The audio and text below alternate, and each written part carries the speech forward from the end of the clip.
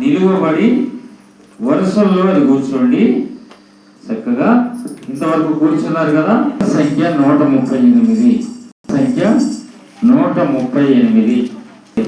ఆడేదన్ ప్రభుని ప్రేమ గీతం, పడి చెడిన నన్ను ప్రేమించి శివని. పాడేదన్ ప్రభుని ప్రేమ గీతం, పడి చెడిన నన్ను ప్రేమించి శివని. కడిగి ప్రభు కల్పముల్లా, కడిగి ప్రభు కల్పముల్లా. శిర శిర వేలు నీయాడలన్నీయు నడిపించే నావి కూడా ప్రభు. సాటి నీకెవరు విరచిన వేలు నీయాడలన్నీయు నడిపించే నావి కూడా ప్రభు. సాటి నీకెవరు ఆనంద రహిత ప్రభువా, రాజులకు రాజా ప్రభు. యేసు నీవే సదా, యేసు నీవే సదా, యేసు నీవే సదా. దేవా, నీ జీవ వాక్యాన్ని బట్టి స్తోత్రాలు. ఒప్పుకోలు ప్రార్థన సమయంలో ఆదాము యోగును నామకం చేసినారు. స్తోత్రాలు. పరిశుద్ధ ప్రభువా, నీవు ఇచ్చిన నీ యొక్క సత్యవాక్యాన్ని బట్టి స్తోత్రాలు. అన్ని సమయంలో యథార్థంగా ఉండాలని ప్రభువాన్ని నీ మనసుతో నిండుకున్న వారమైన నేను సేవించాలని మీరు కోరినారు కనుక ఆ విధంగా ఉండడానికి సహాయం దయచేయండి ప్రభువా. మరి ఆరాధన సమయంగా ఆరాధన వర్తమానం మాకు అనుగ్రహించండి. ఏ వాక్య భాగాలు చదవాలని, ఏ మాట తర్వాత ఏ మాట అవసరమో సాయం దయచేసి. నీ దాసుడు బుద్ధిహీనుడని మతిమరపులు గలవాడని మీకు తెలుసు, సాయం దయచేయండి ప్రభా. నీ మాటలను నీ ప్రజల ముందు పంచుకునేటానికి అపార్థుడని నీ కనికరాన్ని నీ కృపను బట్టి సాయం దయచేయండి. మాకు అవసరమైన మాటలు అనుగ్రహించమని ఈ ప్రశస్త రక్తం నన్ను మమ్మల్ని తెచ్చుకుంటూ మరొకసారి వ్యర్థమైన తలంపులను తప్పించమని యేసుక్రీస్తు మీకు అంగీకారమైన ఆరాధన అర్పించుకున్న నాయకపరచు మాటలను అనుగ్రహించమని యేసుక్రీస్తునామమున ప్రార్థిస్తున్నాము తండ్రి.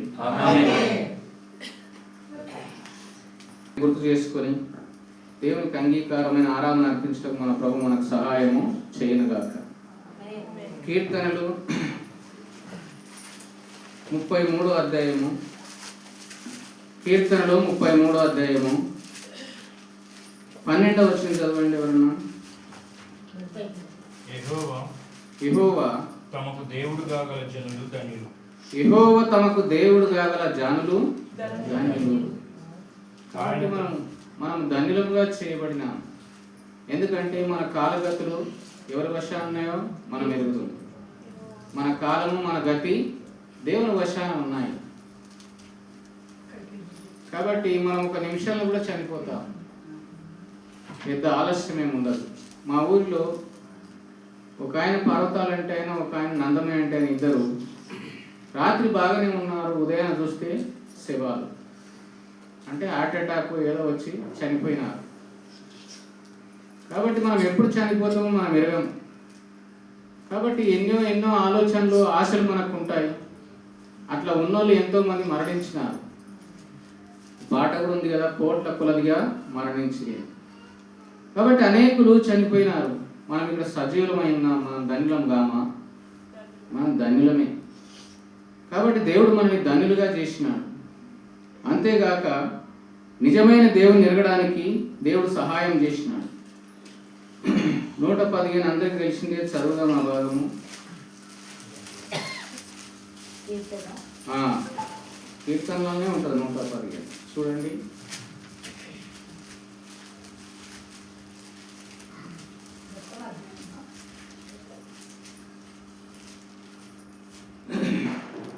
మొదటి నుంచి 6 వచనాలు చదువుదాం, కలిసి చదువుదాం. తెలియని వారు వినండి, తెలియని వారు వాక్యం రాని వారు, చదువు రాని వారు వినండి. అందరం కలిసి నెమ్మదిగా గమనించుకుంటూ చదువుదాం. మాకు కాదు యెహోవా, మాకు కాదు, నీ కృపా సత్యమును బట్టి నీ నామమునకి మహిమ కలుగును గాక. వారి దేవుడేడని అన్యజనులు ఎందుకు చెప్పుకొందురు? మా దేవుడు ఆకాశమందున్నాడు, తనకిచ్చ వచ్చినట్టుగా సమస్తము ఆయన చేయుచున్నాడు. వారి విగ్రహములు వెండి బంగారవి, అవి మనుషుల చేతి పనులు. వాటికి నోరుండి పలకవు, కన్నుండి చూడవు, చెవులుండి వినవు, ముక్కులుండి వాసన చూడవు, చేతులుండి ముట్టుకొనవు, పాదములుండి నడవవు, గొంతులతో మాట్లాడవు. కాబట్టి చాలండి. కాబట్టి మనం మనకు జీవాత్మ ఇచ్చిన దేవుని దగ్గర జీవాత్మ ఉండాలనా వద్దా? కాబట్టి మనకు జీవాత్మ ఇచ్చిన దేవుని దగ్గర జీవాత్మ ఉన్నది కాబట్టి మనకు జీవాత్మ ఇచ్చినాడు. యోహాను రాసిన మొదటి పత్రిక 4వ అధ్యాయం 13వ వచనంలో ఏలే అనగన్న అక్కడికి వెళ్ళి చదవండి ఎవరన్నా.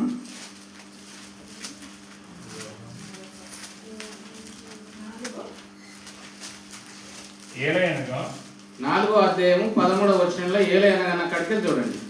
ఏలయనగా ఆయన మనకు తన ఆత్మలో పాలు దయచేసి ఉన్నాడు. దేవుడు తన ఆత్మలో మనకు పాలిచ్చినాడు. అందుకే యేసుక్రీస్తు ప్రభు భూమి మీద దిగి వచ్చినాడు, లేదా తండ్రి అయిన దేవుడు ఆయనను పంపించినాడు. మనం తెలిసి కూడా చేసినాము, తెలియక కూడా చేసినాం పాపాలు. ఆ పాపాలను బట్టి మనం అమ్ముడు పోయినాం. ఏమాయా అమ్ముడు పోయినా, నన్ను ఎప్పుడు అమ్ముకున్నా, నేను మార్కెట్లో పోయి అమ్ముకున్నా అని మనం అనవద్దు. ఎందుకంటే దేవుని వాక్యం చెప్తుంది అట్లా. పూర్వకాలం మంది ఒక రాజు అమ్ముకున్నాడని బైబిల్ ఉన్నది. మొదటి రాజులు 21వ అధ్యాయం 26వ వచనం చదవండి ఎవరన్నా. మొదటి రాజులు 21వ అధ్యాయము దాదాపు 26వ వచనం ఉంటుంది.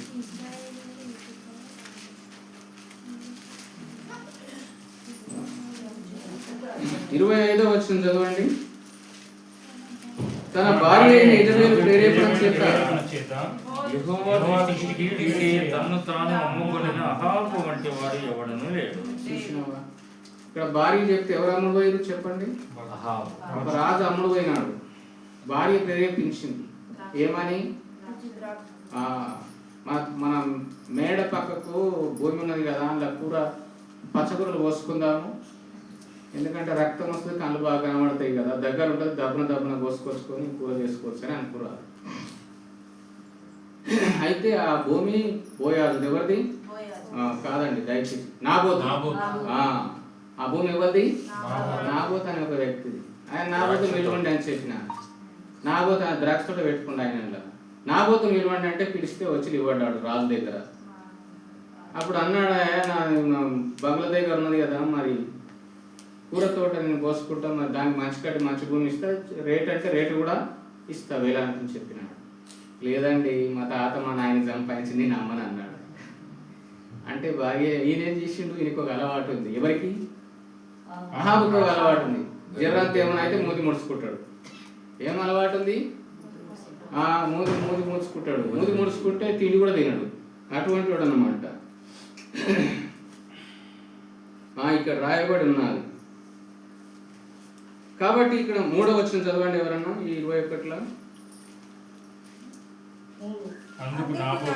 అందుకు నాబోతు నా పిత్రార్జితమును నాకు ఎంత మాత్రము వల్లపడదని చెప్పగా, మా తాత మా నాయన అందరు కూడా అలానే బతికిరు.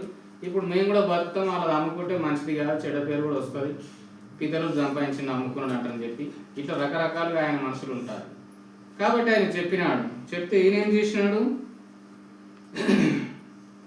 4వ వచనం చదవండి ఎవరన్నా. నా పిత్రార్జితమును నీకు ఇయ్యనని ఇశ్రాయేలీయుడైన నాబోతు తనతో చెప్పిన దానిని బట్టి అహాబు మూతి ముడుచుకొని వాడై కోపంతో తన నగరునకు పోయి మంచం మీద పరుండి ఎవరితోనూ మాట్లాడకయు భోజనము చేయకయు ఉండేది. కాబట్టి అన్నం తింటలేడు కాదు, ఏమైతుంది, మోటార్ సైకిల్ మీద పోయి అవతల పోయి తెచ్చుకుంటే కూర గులాలు ఉంటాయి ఎవరు అట్లా. కొన్ని అలవాట్లు ఉంటాయి మనుషులకు.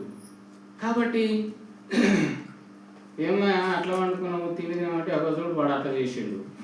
వాడు అట్లా చేసినట్టు అట్లా చేస్తే నేను పని చేస్తాను, ఏం భయపడకు, ఏం చింత చేయలేవు, అన్నం తినని చెప్తే అంతా ఉన్నది కథ. చెప్తే ఆమె ఏం చేసింది, ఆయన ఏం చేసిండు, తిన్నాడు.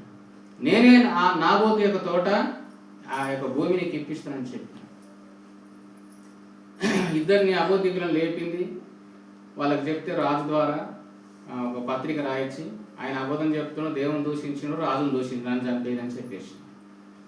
కాబట్టి ఆ యొక్క నాబోతుని చంపినారు. దానికి ఈయన ఒప్పుకున్నాడు. ఎవరు?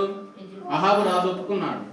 కాబట్టి అందుకే దేవుడు అంటున్నాడు. ఇప్పుడు 25 మంది చదువుతాం, చదవండి. తన భార్య అయిన యెజబేలును ప్రేరేపణ చేత, తన భార్య అయిన యెజబేలు ప్రేరేపణ చేత యెహోవా దృష్టికి, ఎవరి దృష్టికి? యెహోవా దృష్టికి కీడు చేయ తను తాను అమ్ముకొనిన అహాబు వంటి వాడు ఎవడునూ లేడు. అసలు నాబోతు అహాబు అమ్ముడు పోయిన సంగతి అహాబుకు తెలుసా? ఎవరు చెప్తున్నారు? దేవుని వాక్యం చెప్తున్నారు. పాపం చేసిన అందరం కూడా మనం అమ్ముడు అయినా. ఇప్పుడు యేషయాలో ఒక మాట ఉంటుంది, చదువుదాం. యేషయా 50 అధ్యాయం తీసుకోండి.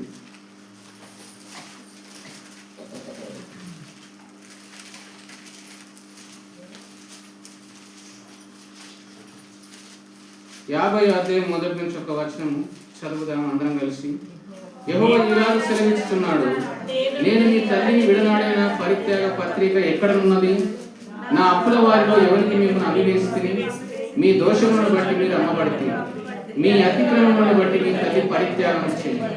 దేవుని వాక్యం చెప్తున్నారు ఇక్కడ. మీ దోషములను బట్టి మీరు అమ్మబడ్డారు.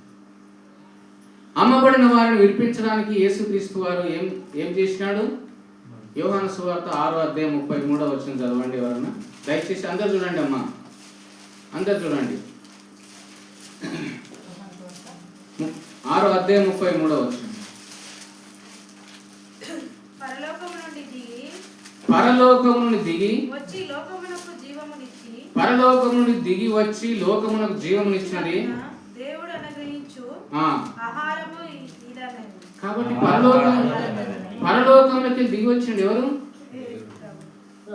ఎందుకు? మన పాపాలను బట్టి మనం అమ్ముడు పోయినాం కాబట్టి. కొన్న వాళ్ళని అందరిని ఎక్కడ తీసుకుపోతుంది దయ్యము? వానికి అమ్ముడు పోయినా, పాపానికి అమ్ముడు పోయిన ఎక్కడ తీసుకుపోతుందో ఆ పాపానికి జనకుడు అని ఉన్నారు బైబిల్లో. ఈ సాతానుడు నరకాలకు తీసుకుపోతున్నాడు. మనం ఇంతకు ముందే చెప్పుకున్నాం, ఏముంటాయి నరకంలో? దిగంబరత్వము, అగ్నిగుండము, అగ్ని, దయ్యాలు. ఎంత భయంకరమైన విషయం. దాని నుంచి మనం విడిపించడానికి ఎక్కడికి వచ్చిండు? పరలోకం. ఒక హెడ్ మాస్టర్ ఒక సభలో చెప్పుకుంటే 2 సార్లు విన్నాను నేను. పరలోకం నుంచి భూమి వరకు ఎంతనంట? అయితే ఈ ఆకాశం గురించే చెప్పిండు ఆయన. కనబడుతున్న ఆకాశం నుంచి భూమి వరకు అంటే 90 కోట్ల మైళ్ళ దూరం అంట. నాకు చాలా ఆశ్చర్యంగా, అవో ఆకాశం గీనే ఉంది అంటారు. మనం ఎట్లుంటది? గానే ఉంది అంట, 100 కిలోమీటర్ కూడా ఉండదు అనుకుంటాం అమ్మా. కాబట్టి అంత దూరంకి ఆయన దిగొచ్చి మన కొరకు ఏం చేసినాడు? అక్కడ ఒక పాము ఉన్నదంటే అక్కడికి దూరంకి వెళ్ళిపోతాం. అక్కడ ఒక గుంట ఉన్నదంటే అక్కడ సరిగ్గా చదరంగా లేదంటారంటే అక్కడ మనం దూరంకి వెళ్ళిపోతాం. ఆయన కాకరించి ముఖం మీద ఉంచుతారని కూడా తెలిసి కూడా ఆయన భూమి మీదకి వచ్చినాడు. పిడికొత్తులు గుద్దుతారని తెలిసి కూడా ఆయన భూమి మీదకి వచ్చినాడు. ఎందుకు చెప్పండి? నీ పాపానికి బట్టి నువ్వు అమ్ముడు పోయి ఆ 3 బాధలు అనుభవిస్తావు కాబట్టి నీకు విడుదల జరిగిస్తాను. అంతేనా? ఏమేంటిది? దిగంబరత్వము, అగ్నిలో యాతన పడము, దయ్యాలు ఉంటాయి నరకం. ఎక్కడుంది ఈ మాట? దయ్యాలు ఉంటాయి నరకంలోని. మత్తయి సువార్త 25:41లో ఉన్నది. అపవాదికి వాని దూతలను సిద్ధపరచబడిన నిత్యాగ్నిలోనికి అపవాది వాని దూతలు కోట్ల కొలది ఉంటాయి దయ్యాలు. ఒక్కరికి ఎన్ని పట్టినాయంట? ఆ గిరాసిన 2000 వానికి 2000 దయ్యాలు పట్టినాయంట. ఒక్కొక్కరికి 5, 10, 7 దయ్యాలు పట్టిందో ఆమెకి. ఎవరికి? మగ్దలేనే. కోట్ల కొలది దయ్యాలు నరకంలో ఉంటాయి. నరకంలో ఎంత ఘోరమో ఎంత వర్ణించినా తక్కువే. అటువంటి యాతన, అటువంటి సిగ్గుకరమైన అవమానకరమైన పరిస్థితి. పాపం ప్రజలకు చెప్పరు. పాపం ప్రజలకు మీకు తెలియదు అన్నమాట. చదవండి సామెతలు 14:34 వచనం. దయచేసి చదవండి గట్టిగా అందరు చూడండి.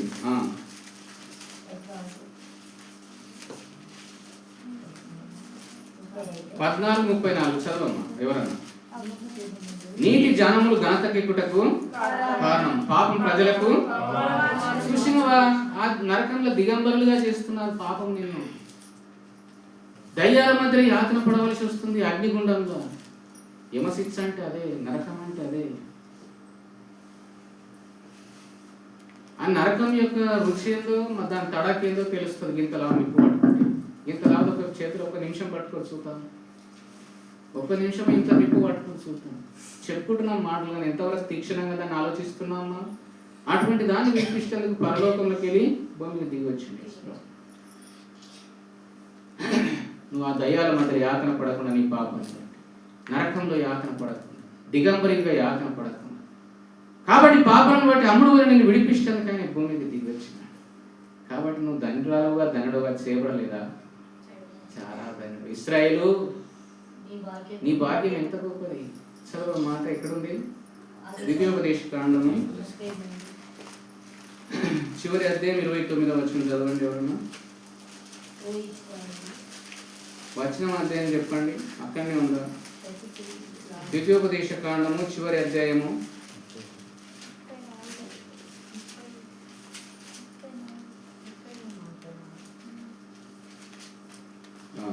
29వ వచనమే చదవండి. ఇశ్రాయేలు నీ భాగ్యం ఎంత గొప్పది, యెహోవా రక్షించిన నిన్ను పోయిన వాడెవడు? ఆయన నీకు సహాయకరమైన కేడము, నీకు ఔన్నత్యం కలిగించు ఖడ్గము. చాలు. చూసినావా? ఈ భాగ్యాలను బట్టి మనము రాత్రనక పగలనక సాగినప్పుడు ఆయనకు కృతజ్ఞతాస్తుతులు చెల్లించాలి. ఎందుకంటే 3 ఖచ్చితంగా ప్రాప్తిస్తాయి. నువ్వు ఎవరివైనా సరే, నేనైనా సరే, ఏముంటాయి? సౌండ్ తక్కువ ఉందా? చూసుకొని పెట్టాలి. ఇగో మీకు వినొస్తుంది, నేనే గట్టిగా అరుస్తున్నా. కింద రావాలి, మంచి పెట్టాలి. ఇది పెట్టాలా? ఎట్లా పెడతారు ఇది?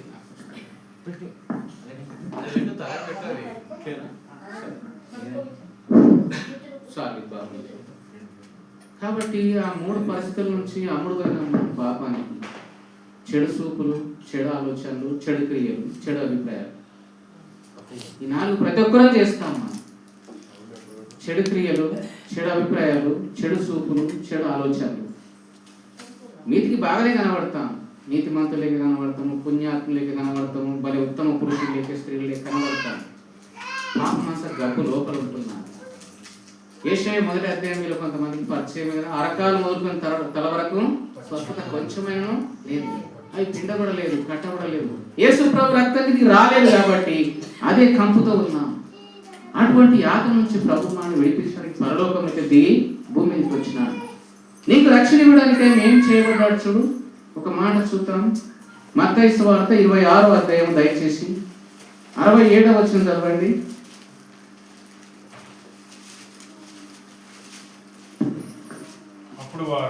అప్పుడు వారు మత్తయి సువార్త 26:67 అప్పుడు వారు ఆయన ముఖం మీద ఉమ్మివేసి, చూసినావా? అప్పుడు వారు ఆయన ముఖం మీద ఉమ్మివేసి ఆయన గుద్దిరి. కొందరు ఆయనను అరచేతులతో కొట్టి, క్రీస్తు నిన్ను కొట్టిన వాడెవడో ప్రవచించు, క్రీస్తు నిన్ను కొట్టిన వాడెవడో ఎగతాళి చేస్తున్నారు. ఎంత దెబ్బ కొట్టి ముందుకు వచ్చి ఆయన ఎగతాళి చేస్తున్నారు.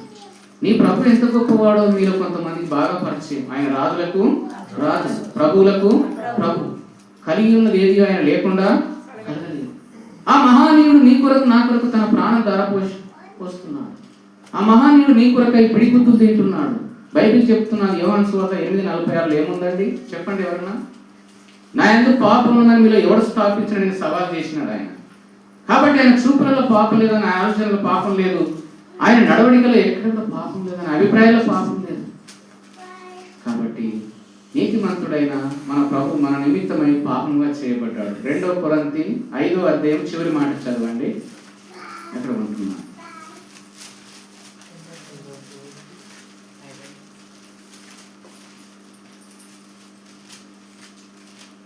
2 కొరింథీ 5వ అధ్యాయం చివరి మాట ఎవరైనా చదవండి. ఎందుకనగా మనం ఆయన యందు దేవుని నీతి అగునట్లు పాపమెరుగని ఆయనను మన కోసం పాపముగా చేశాను. తండ్రి దేవుడు ఎంత పుణ్యాత్ముడో గమనిస్తున్నారా? కాబట్టి పాపం ఎరగని యేసుక్రీస్తు ప్రభు చూపులలో పాపం లేదు, ఆలోచనల పాపం లేదు, క్రియల పాపం లేదు, అభిప్రాయాల పాపం లేదు. ఇవన్నీ మన దగ్గర ఉన్నాయి. ఆ నరకపాతలో ఉన్నటువంటి పాపాన్ని బట్టి మనల్ని ఆ దయ్యాల మధ్య యాతన పడకుండా మనం విడిపించడానికి ప్రభు పరలోకములకి భూమికి దిగొచ్చి తన ప్రాణాన్ని మన కొరకు అర్పించినాడు. మనల్ని ధన్యులుగా చేయలేదా? క్రైస్తవులు అయినాక కూడా ఎన్నోసార్లు రకరకాల అబద్ధాలు, సాకులు, దొంగతనాలు, పనికిమాలిన ముచ్చట్లు, ముసలమ్మ ముచ్చట్లు ఉన్నాయి బైబిల్లో. విస్తారమైన మాటలు ఉన్నాయి బైబిల్లో. గత దినాలలో మనం ఈ మాట గుర్తు చేసుకున్నాం.